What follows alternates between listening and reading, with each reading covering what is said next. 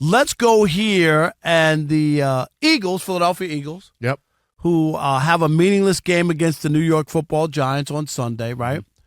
Their position in the postseason can't change, Kerry, right? Yes. So they're locked in, I think, at number two. Is that where they are? Mm-hmm. So it's a meaningless game. Yep. So we know Saquon is 101 yards away from breaking the record that Eric Dickerson did in 16 games. Yes. This would be 17. Right. So, no, I'm with you. Okay, I'm with you on that. No, Okay. I'm with you on that one for sure. So that part of it, okay, Yep. but it would count as the record because when Eric Dickerson broke OJ's record, OJ did it in 14 games. That's right.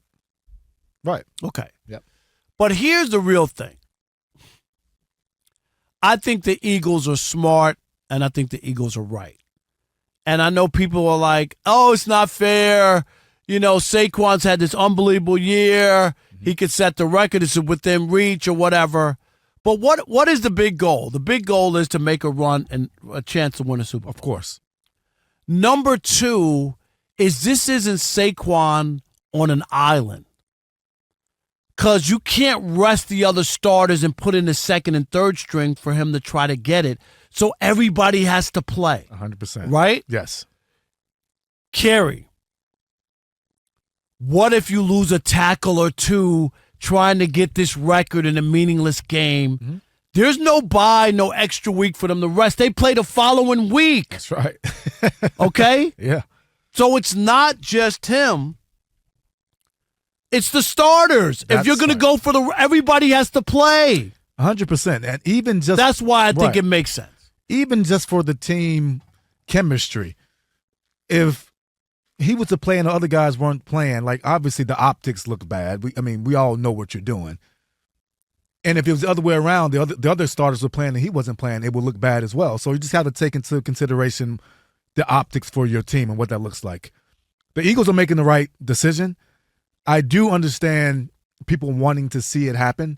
But if the player himself doesn't want to see it happen, Saquon, if he's not lobbying to get this done, it really doesn't matter because the legacy of what he did right now, the only thing that would change is if he broke that record.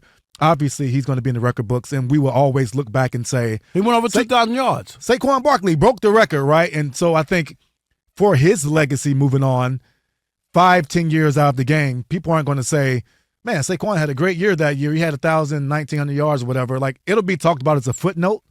If he broke the record, it'll be talked about forever. And I think that's the distinction that people are trying to, weigh in on. But for the Eagles, they got to sit him. You got to get ready for the playoffs. You got bigger fish to fry. Right. Yeah. And that's the issue.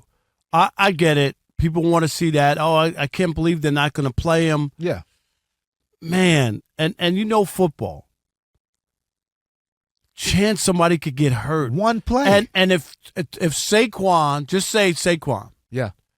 Hurts his knee and comes out of the game. They're done. Then you're like, what?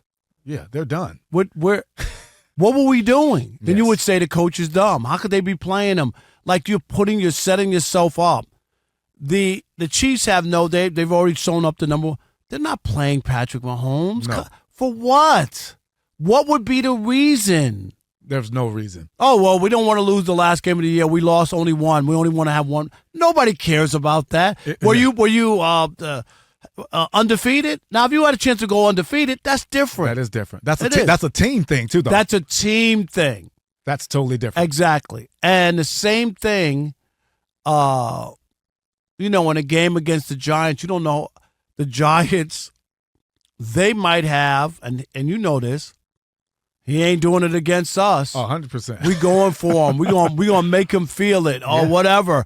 You want guys going after Saquon like that? Like, you know what I mean? Trying to stop him and maybe let's we'll take a penalty or two, you know what I mean, to let him know that, no, you're not today, not against us. And that's the thing that's crazy about that as well. Like, obviously, the other part of that story that we didn't even talk about yet, and I don't think a lot of people are, is it is against the Giants. So the story would be amazing, right? He broke the record against his former team. That didn't want him, didn't sign him, and they picked Daniel Jones over him. Exactly. That added layer would be that's a sexy thing. That's a sexy topic, there's no sexy doubt. story, right? But be the adult, and I think for once, Nick Sirianni is the adult in the room, and you sit that guy and I'm sure that they had a conversation with Saquon. And here's why I don't believe this is against Saquon's wishes. Earlier against the Giants, he had a chance to break a record in the game, and they went to him and said, "Dude, you can play if you want. Whatever you want to do, we're cool with it." Yep. Now let the other guys get some run. That's right. So that's in his makeup, right? Because he could have easily said, "Oh yeah, I'm balling today. They can't stop me. Let me go back out there." Yep. He didn't care. Nope. Yeah. No, it was a good thing for him, and it's definitely a good sign of him being a teammate. And you can see the way he's, kind of put himself in that situation in that locker room, and the guys love him. You can't tell me that they won't have mad respect, because he's looking at it from, we have bigger fish to fry. We're trying to make a run to the Super Bowl. I'm a big part of that. I can't be gimpy. I can't get hurt in a meaningless game against a bad football team, because I want some record that who knows if I'll even have it 5 years from now. You know what I mean? I get it. If it happened during a natural course of a season, then of course. Yeah. If they were playing to get into the playoffs, then he would play Game 17, right? Yes. And it would be no ifs, ands, or buts. He would play. And even in this game, Lamar's playing. You know why? They could win the division. 100. He has to play. Yes. Yeah, no. The game's meaningful. And even with Saquon last week, you can tell where this was going. They gave him the ball on that last drive he was in the game every play. It's like, all right, I know what you're doing. You're trying to get him the record now. And it doesn't even – the game, when you look at it, it doesn't even look good anymore, because it's not a game. It's an intentional thing to get somebody something. And it doesn't flow well. It doesn't look good. It doesn't. The aesthetics look like, they're force-feeding him. This isn't the natural. He had 40 carries. Yeah. You know what I mean? You start doing that, but you put – the more you hand it to him, there's more risk that something can happen, and that's unnatural. And that's why you got to be I get it. And if records happen, it's not like other sports. You don't have the injury issue. No one says, "Oh, don't play Aaron Judge the last 3 games because the Yankees are going to the play." No, it has no effect. Nah. Basketball, you don't look at it. Oh, don't play what? No. Football, you could get hurt, man. or your guards could get hurt, or some. You know what I mean? Like other players could get hurt in the process of a meaningless game. And the running back and the lineman in those positions, they take so much punishment every play. Those linemen, they get their legs rolled up every play almost. You do that 40 times in the game, right? Somebody's going to be gimpy, and that's the thing. That's right, the risk. and that's the risk. Can you throw the ball a couple times so we're not in the? You know what I mean? Like, because when they're throwing it, you're not nearly involved. Okay, 1, 2, and the ball's off. Exactly. So I'm not getting hit, right? Exactly. It's something. But you agree with me that he's out of he's out of the MVP. Oh yeah, he's out. He's not right. He had to get the record to get it, to even have a chance. Yes. And I'm not even sure he would have won automatically, even with the record. No, not automatically. Not automatically, because it would have been. Football is weird now from the standpoint that if you don't have a quarterback, you don't have a team. Yeah. Would you agree with that? I agree right now. Yeah. Like the quarterback is the most important thing. You're not winning with Trent Dilfer right now. Right. Not in this day and age. No. And even then, when they won, they had a historic defense. Yes. I mean, they set all kinds of – that was the most unbelievable defense. And running game. That was right. Don't forget about Lewis. That was Lewis. Yeah, that was Marvin Lewis, right? Yes. And then the other one was the Super Bowl I remember covering in 2000. Was that – when was the Raiders? Was that 2002, Rob G? 2002. I think it was the number 1 offense, right? Yeah. Against the number 1 defense. Rich Gannon, yeah. Yeah. And – I want to say Tampa Bay their defense scored as many points as their offense. You remember that? It was ugly. Yeah. They just kept grabbing interceptions, scoring. Rob G, did you watch the entire game, that Super Bowl, or did you turn it off? You did. That was ugly. That was bad, yeah. But that was John Gruden knew everything that they were doing, and it was not good. Yeah. All right, we're talking about Saquon and the Eagles. Did they make the right decision? He's going to sit, apparently. That's all the reports out there. Andre in Massachusetts, you're on the Odd Couple, Fox Sports Radio. This will be interesting here, Kerry, where Dre is on this.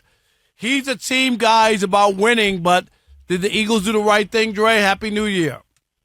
Happy New Year. Thanks for taking the call. Absolutely not. Didn't do the right thing with this situation. I am a team guy. I'm about You are. You're about. That's why I said it. Yep. Yeah. I'm also from the great state of New Jersey. Okay, so the Eagles are near and dear to my heart, and I'm disappointed with this foolishness that I see going on. Look, if it's in butts or candy and nuts, we would all have a Merry Christmas. All right? You don't know what tomorrow is going to bring. There's like, you would play him out here. He could get it. Yeah, he could also get the rushing record, build confidence, have that momentum going into the Super Bowl. Rob, you make this point when we talk about the Book of Manning, the Manning family. All right, when they won those Super Bowls, right? Were they undefeated going into the playoffs, world beaters? 9-7. We play every single week grinding to get to our championship. Yeah, but the only difference, Dre, and let's have a conversation on this, is that it's different when you have to play your way in. You're going to play that game. There's no question. It's like Lamar. Would you rather not Lamar possibly getting hurt in the last game of the year? Yeah, but you haven't won the division. Yes. Yeah, Lamar's playing tomorrow on Saturday. Right. There's no ifs, ands, or buts. This is a meaningless game for Philadelphia. And Andre, be honest. If Saquon Barkley has a leg injury in that game, you'll be one of the people who are like, what are they doing? Why would they be playing him right for a meaningless game on a record that only affects him and nobody else? Point taken, Rob. Here's my rejoinder. I'm going to kick it back to you.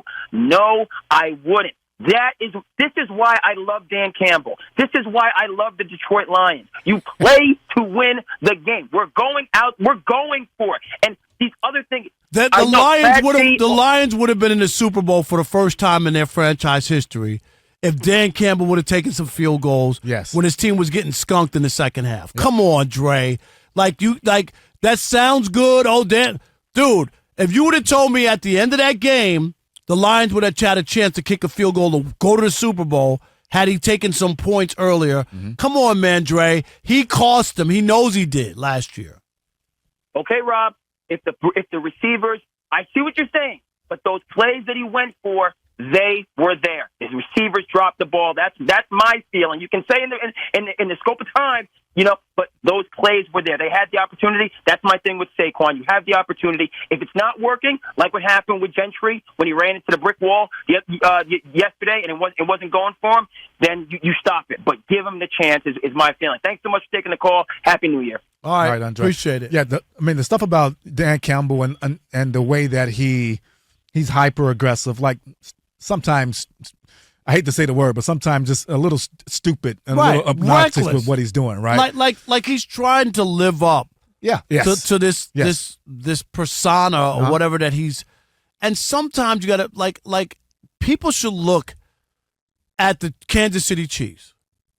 How many field goals they take, Rob? Am I wrong? Rob, this is my problem with most coaches. Andy Reid is supposed to be this offensive. Look how many field goals he takes. Because you take the points. Yes. Early in games, yes, you take the points.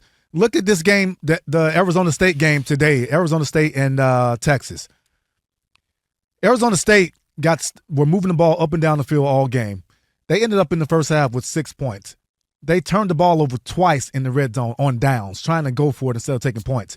They take those points early. That game, they win that game in regulation. There you go. This is what I'm saying. Crazy. What is this? Like, those points count. They matter. They matter. Why are you not taking points? And the Dan Campbell thing, if you go back, they had a big lead in the first half.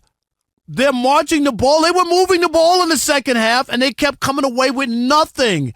And in the meantime, you allowed the 49ers to go on like a 27-0 run. Why? You could stop the bleeding. Exactly. Take a couple of field goals. Take the points, man. But, yeah, I mean, talking about Andre and his take there, I mean, I'm surprised to actually hear that somebody's saying that. I mean, that aggressively, too. It's like these teams and these players obviously, yes, these records, when we talk, what, like I said earlier, like the record would be the record and it'll be cool and it'll be something for him and his legacy 10 years down the line. But if you get it, it has to be under the It has to be in the flow of the game. Of the flow of the game in the Yes. season. Yes. And had they been playing for a spot, there would be no question about it. He would play. Yeah. And maybe he would get it. Right? Do you think if he played in this game and they ran the ball every game, I mean, every down for him to go and get the record. Do you think it would be tainted, or you think it'll still be a natural have the record? No, it would. I mean, he would have the record, but Yeah. people would go like, "That was lame." Like, because they just ran the ball, they lost the game, they didn't care. It was all about him. Exactly. That's not how you want it. That's not how you play. Like we talked about it the other day. There was a women's basketball player at UConn, and she needed a few points for the record. Mm-hmm. She had a cast on her. She couldn't play. So they put her in the game, had her cherry picked down the other end. No. Yes. When? Rob G, I always tell the story, and I always forget the player's name. And I said, had I been the coach, I would have had my 5 players surround her and refuse to allow her to score. Because she couldn't play. Do you understand what I'm saying? Like, Yeah. Kerry, she can't run down the other. She's hurt. Whoa. But they let her cherry pick so that she could score the points. When that was she this? needed. During the break. Yeah, we got to talk. Yeah, we got to find. That's crazy. Crazy.